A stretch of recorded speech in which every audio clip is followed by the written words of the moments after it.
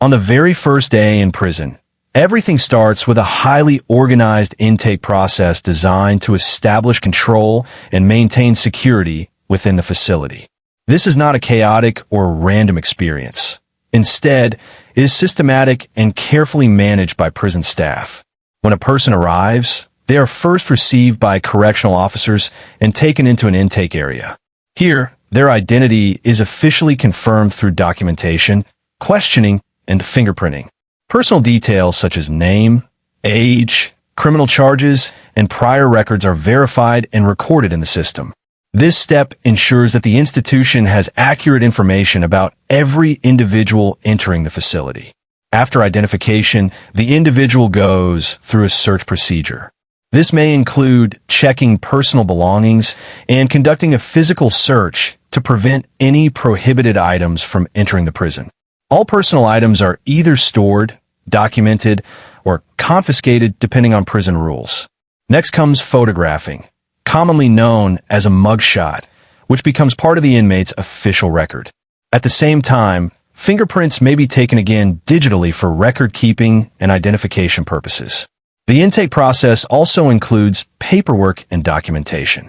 The inmate may be required to sign forms, acknowledge rules, and confirm personal information. In some cases, they're informed about their rights, responsibilities, and basic prison regulations during this stage. Another important part of intake is the initial questioning or interview.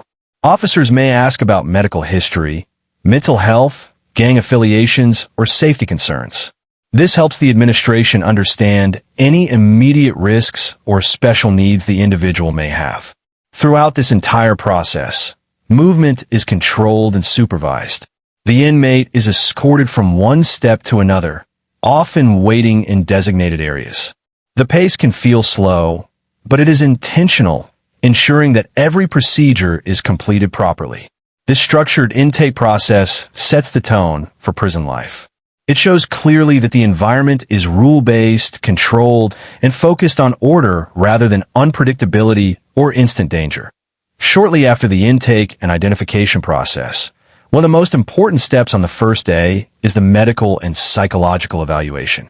This stage is not just a formality. It plays a critical role in ensuring the safety, stability, and proper placement of the individual within the prison system. The medical screening usually begins with basic physical health checks. A healthcare professional may measure vital signs such as blood pressure, temperature, and heart rate. They will also ask about any existing medical conditions like diabetes, asthma, or heart problems. If the person is currently taking medication, this information is recorded so the prison can continue or adjust treatment as needed. In addition, inmates are often screened for infectious diseases.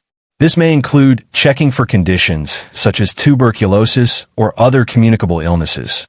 The purpose is to prevent the spread of disease within the close and shared environment of a prison. In some facilities, blood tests or other diagnostic procedures may also be conducted. Another key part of the evaluation is documenting any visible injuries or physical conditions at the time of arrival.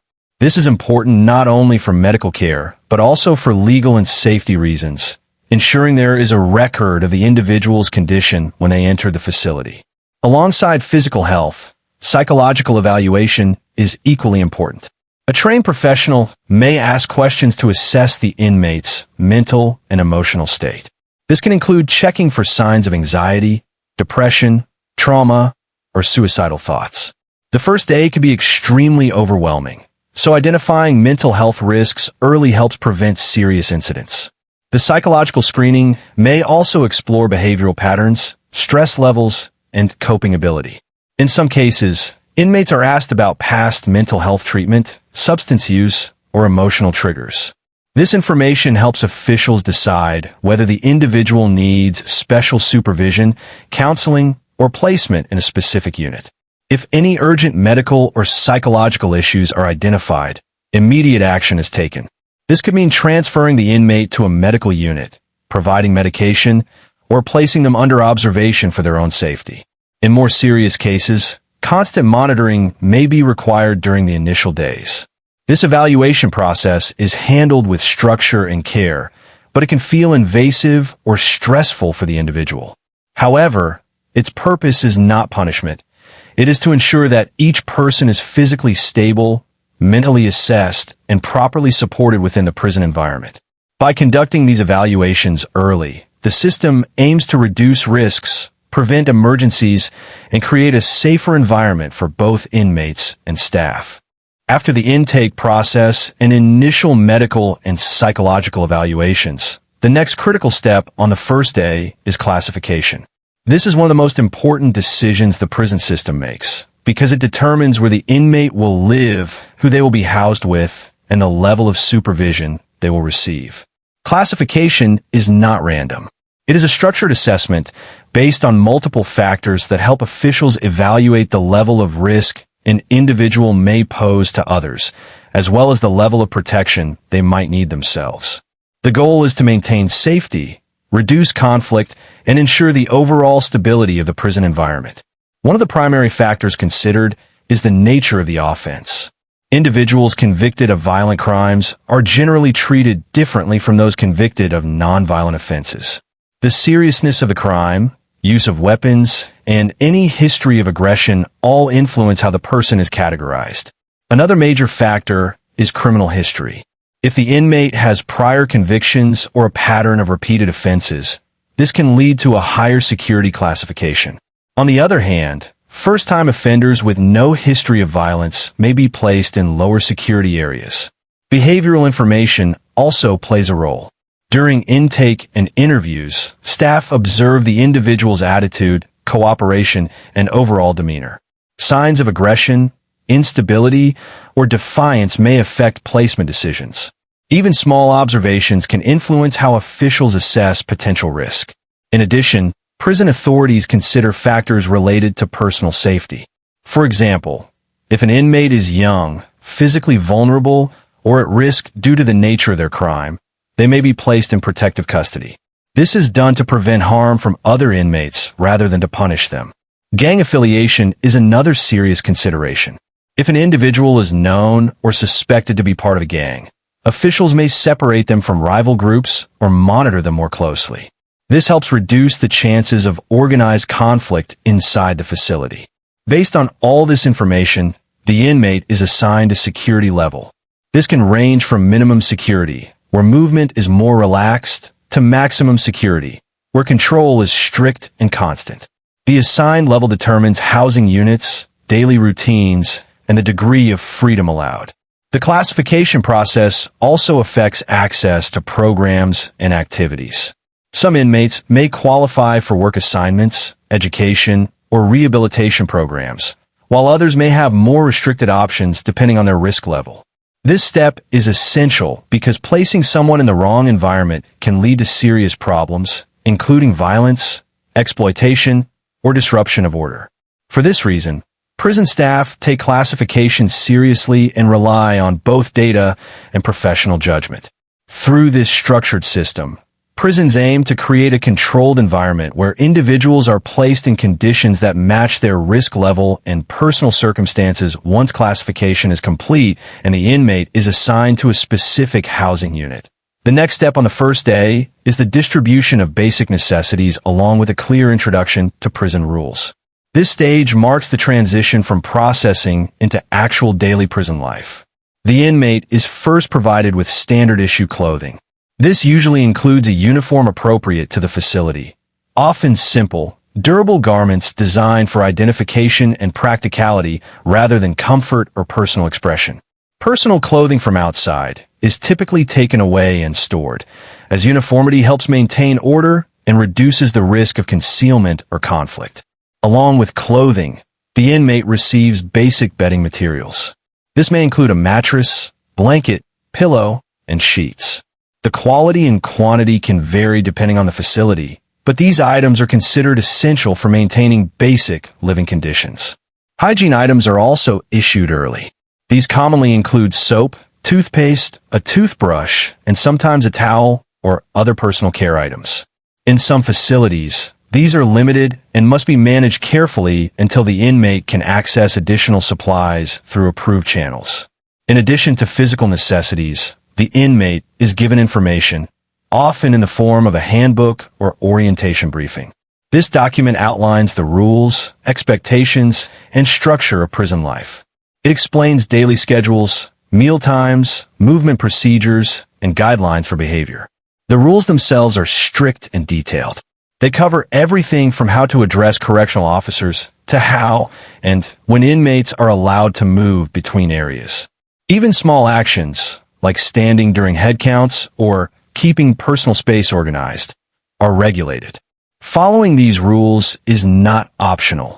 It is essential for avoiding disciplinary action.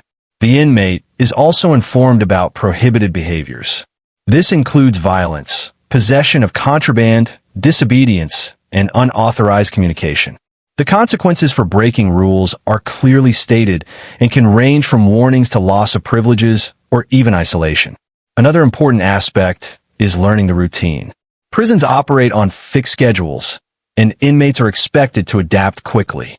Wake-up times, meal distribution, work assignments, and lockdown periods all follow a strict timetable. There is very little flexibility, and being late or unprepared can lead to penalties. During this stage, some inmates may also receive initial guidance from staff or even experienced inmates about how to follow the system properly. Understanding the rules early can make a significant difference in how smoothly a person adjusts to the environment. This process reinforces the structured nature of prison life. It makes it clear that everything, from clothing to behavior, is controlled and regulated, leaving little room for personal choice or spontaneity. After receiving basic necessities and learning the rules, one of the most noticeable realities on the first day is how strictly controlled and structured the prison environment is. Unlike life outside, where individuals have freedom to make choices about their time and activities, prison life operates on a fixed and disciplined schedule that must be followed without exception. From the moment the day begins, time is organized into clearly defined segments. Wake-up times are set early, often at the same hour every day. Lights are turned on, and inmates are expected to get up immediately, prepare themselves, and be ready for the first count or inspection. There is no flexibility. Being late or unprepared is not tolerated. Meals are served at specific times, and inmates are either escorted to a dining area or provided food within their housing unit. The duration of meals is limited, and movement to and from eating areas is carefully monitored. Even something as routine as eating follows strict procedures to maintain order and prevent disruption. Movement throughout the facility is tightly regulated. Inmates cannot simply walk from one place to another whenever they choose. Instead, movement happens in controlled groups and only at designated times. Whether it's going to a work assignment, attending a program, or returning to a cell, every transition is supervised by correctional officers. Head counts, often referred to as counts, are conducted multiple times a day. During these periods, inmates must be present, still, and accounted for. This process ensures that the facility maintains constant awareness of every individual inside. Counts are taken seriously, and any discrepancy can lead to lockdowns or investigations. Work assignments and activities, if applicable, are also scheduled. Some inmates may be assigned jobs within the facility, such as cleaning, maintenance, or food service. Others may attend educational or rehabilitation programs. These activities are not optional for many inmates and must be attended according to the set timetable. There are also designated times for recreation.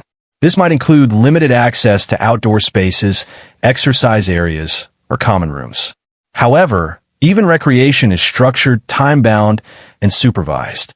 It is not free time in the usual sense. It exists within strict limits. Lockdown periods are another key part of the schedule. During these times, inmates are required to remain in their cells or assigned areas. Lockdowns can happen daily as part of routine or unexpectedly if there is a security concern. These periods reinforce the controlled nature of the environment. Throughout all of this, correctional officers maintain a visible presence. Their role is to enforce rules, supervise movement, and respond to any issues. The system is designed so that very little happens without oversight. For someone experiencing this for the first time, The loss of personal control over time can feel overwhelming. Simple decisions, when to eat, sleep, or move, are no longer personal choices but institutional directives. Adjusting to this level of structure is one of the biggest challenges on the first day and requires constant awareness and discipline beyond the physical procedures and strict structure. One of the most significant aspects of the first day in prison is the emotional and psychological impact it has on an individual. This is often the most difficult part to understand from the outside, yet it is one of the most real and immediate experiences for new inmates. From the moment a person enters the facility, there's a sudden and overwhelming shift in environment. Freedom is replaced with control, familiarity is replaced with uncertainty, and personal identity begins to feel restricted. This abrupt transition can trigger intense emotional reactions, even in individuals who believe they were mentally prepared. Fear is one of the most common emotions. It may not always be fear of physical harm, but rather fear of the unknown, uncertainty about what will happen next, how others will behave, and how to navigate the system. The lack of control over one's surroundings can intensify this feeling. Anxiety also plays a major role. The constant presence of rules, authority, and unfamiliar people creates a heightened state of alertness. New inmates often feel the need to watch everything carefully, how others act, how officers respond, and what behaviors are acceptable. This mental strain can be exhausting, especially within the first few hours. Confusion is another common experience. The number of procedures, instructions, and expectations introduced in a short period can be difficult to process. Individuals may struggle to remember rules, understand schedules, or figure out where they're supposed to be at any given time. This confusion can add to the overall stress. Feelings of isolation often begin immediately. Even though prisons are crowded environments, the emotional experience can be deeply lonely. Being separated from family, friends, and familiar surroundings creates a sense of disconnection. For many, this is the first time they fully feel the weight of that separation. Regret and reflection may also surface strongly on the first day. With fewer distractions and more time to think, individuals often begin to reflect on their actions, decisions, and the consequences that led them to this point. This can bring feelings of guilt, frustration, or sadness. At the same time, many inmates try to manage or hide their emotions. Showing vulnerability in an unfamiliar environment can feel risky, so individuals often adopt a quiet, observant approach. They may choose to speak less, avoid attention, and focus on understanding their surroundings rather than expressing how they feel. Sleep can also be difficult on the first night. The unfamiliar setting, combined with emotional stress and constant awareness, can make it hard to relax. Even small things, such as noises, lighting, or the presence of others, can contribute to discomfort and restlessness. This emotional pressure does not always show outwardly, but it plays a major role in shaping how a person experiences their first day. It influences how they react, how they interact with others, and how quickly they begin to adapt to the environment. One of the biggest misconceptions about the first day in prison is the idea that new inmates are immediately drawn into conflict or violence.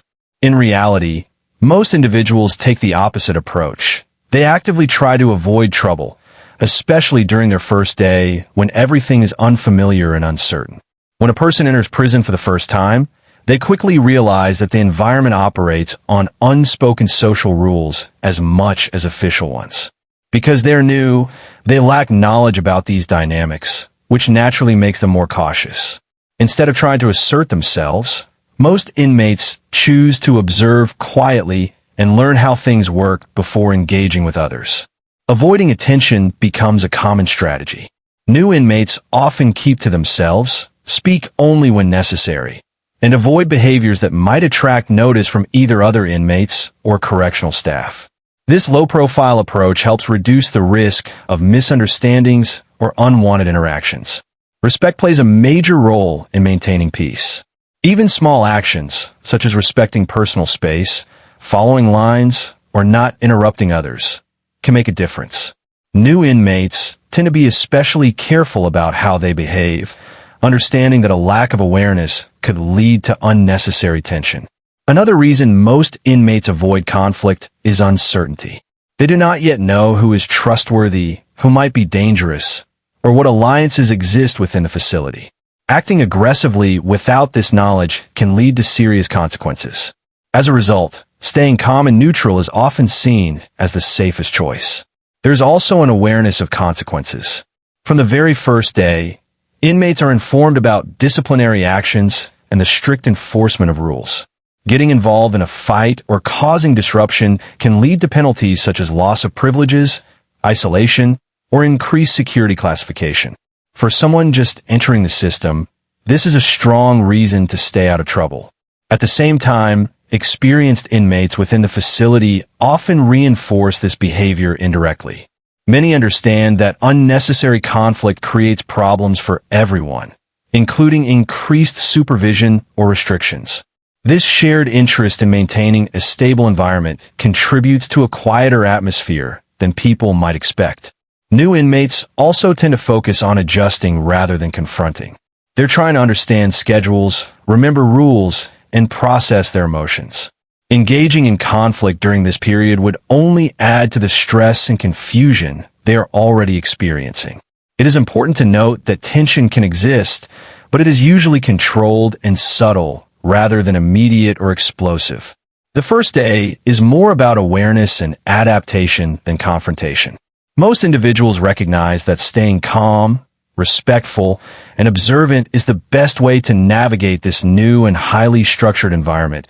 As the first day in prison comes to a close, the pace of activity generally slows down, and the environment becomes more subdued.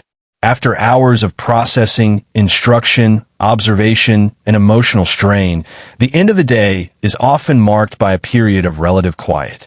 This is not a dramatic or chaotic ending, but rather a controlled transition into nighttime routines.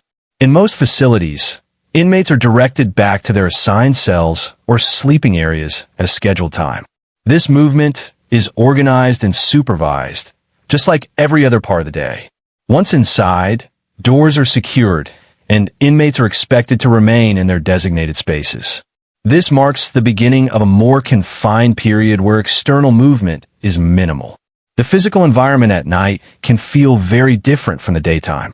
Noise levels may decrease, but they rarely disappear completely. Sounds such as distant footsteps, doors closing, or announcements can still be heard, reminding inmates that they are in a shared and monitored space. For someone on their first day, these unfamiliar sounds can feel unsettling. With fewer external distractions, the mind often becomes more active. This is when reflection begins to take hold. Many inmates start to fully process what has happened, being admitted, going through procedures, receiving rules, and entering a completely new way of life. The reality of a situation can feel more intense during these quiet hours. Thoughts about family, past decisions, and the future may surface more strongly. Some individuals think about how their lives have changed in a single day, while others focus on uncertainty about what lies ahead. This period can bring a mix of emotions, including regret, confusion, or even disbelief. At the same time, there is an element of adjustment taking place. Even within a single day, individuals begin to mentally prepare for what comes next. They may start to understand the importance of routine, the need to follow rules carefully, and the value of staying calm and observant. This early adjustment is subtle but important. Sleep, however, is not always easy. The unfamiliar setting, combined with emotional stress and constant awareness, can make it difficult to relax. The bed may feel different, the lighting may not be completely dark, and the overall atmosphere may prevent a sense of comfort. Some inmates may remain awake for long periods, while others experience restless or interrupted sleep. Despite these challenges, the quiet ending of the day serves an important purpose. It provides time, whether comfortable or not, for the individual to begin mentally adapting to their new reality. The first day does not end with resolution or clarity, but with the beginning of a longer process of understanding, coping, and adjusting to life within a structured and controlled environment. In conclusion, The first day in prison is not defined by dramatic myths or exaggerated scenes often shown in media. Instead, it is a highly structured process built around intake procedures, evaluation, classification, strict routines, and controlled environments. Alongside these formal systems, there's also a very real human experience: emotional stress, uncertainty, adjustment, and reflection. What becomes clear is that the first day is less about instant danger and more about adaptation to a completely new reality. Every step is designed to establish order, ensure safety, and introduce individuals to a life governed by rules and routine. While the experience can be overwhelming, it also marks the beginning of understanding how the system functions and how individuals respond within it. Ultimately, the first day sets the foundation for everything that follows inside the prison environment, shaping how a person perceives, reacts, and begins to adjust to their circumstances.